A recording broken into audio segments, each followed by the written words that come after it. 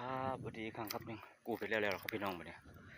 ครับเดี๋ยวสิยังไปหารถให้ผู้ชมวิวบรรยากาศสวยๆครับผมเย็นๆโอนกินตามภาษาพ่อยครับผมก็ถือว่าโอเคอยู่หมานอยู่ครับได้ใส่โลอยู่โซนนี่แล้วก็ใส่2-3 ขีดหลายโตอยู่รวมๆแล้วอาจจะได้ประมาณ7-8 ตัวครับใส่โลพร้อมมันครับมันสุดๆเลย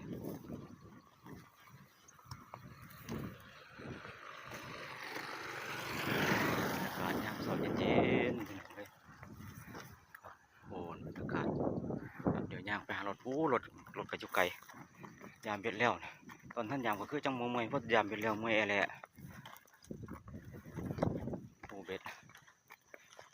ก็ถือว่ามันครับเพราะว่าใส่เบ็ดอยู่ประมาณ50 กว่าหลังครับผมเบ็ดเอามาหลายอยู่ว่าแต่ใส่ได้สำนักน้ำสอบเย็นคนมันอยากออกกำลังกายเต็มเลยตรงหน้าแต่กลางเว้นก็ออกกำลังกายเต็มอยู่ตอนเช้ากับตอนแรก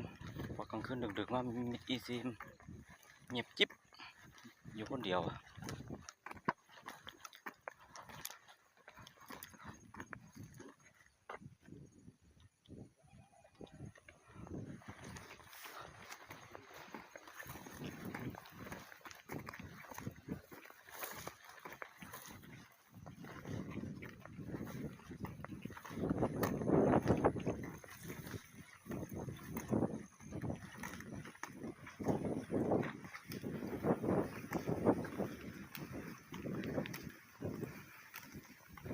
อากาศยามเช้าลมเย็นๆ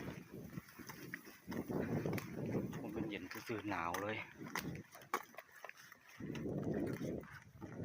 น้ำแล้วเย็นอีกลมอีกหนาวอีกโอ้โห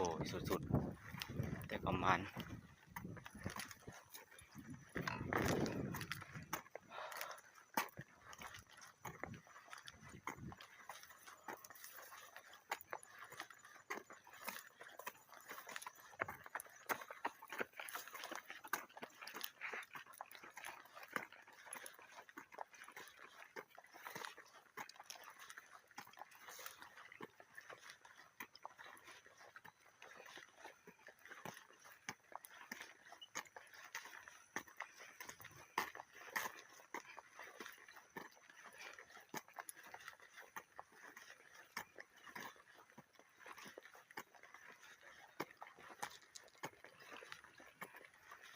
ไปหอดรถแล้วพี่น้องเอ้ยเมื่อย